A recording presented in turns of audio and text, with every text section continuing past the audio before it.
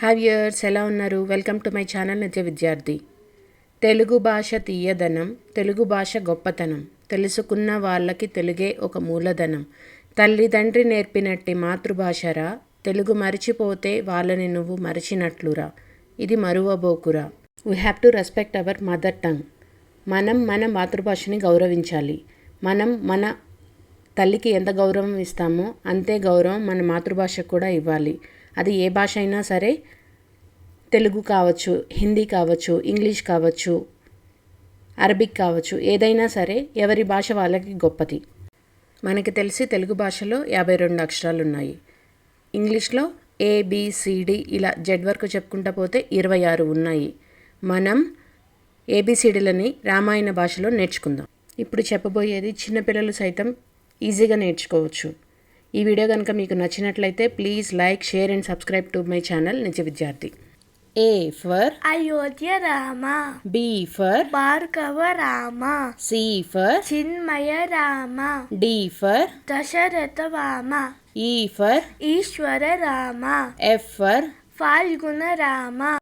G for గుణాత్మక Rama. H for Hanumantha Rama. I for Inaya Rama. J for జగదభి Rama. K for Kaushalya Rama. L for Lakshmana Rama. M for మర్యాద Rama. N for Narahari Rama. O for Omkara Rama. P for Purushottama Rama. Q for Kushalava Rama. R for రఘుకుల Rama. S for Sitarama. T for Taraka Rama. U for ఉదాత Rama. V for Vashishtha Rama. W for Vaikuntha Rama. X for క్షతేంద్ర Rama. Jitendra Rama. Y for Yogita Rama. Z for జనాహిత Rama. జనహిత Rama.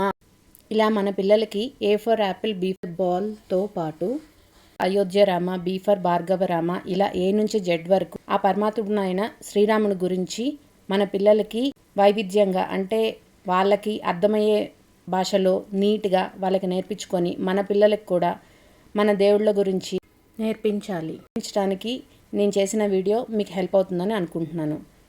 ఈ video మీకు నచ్చినట్లయితే please like, share and subscribe to my channel నిత్య విద్యార్థి. Survey జన సుఖినో భవంతు. స్వస్తి.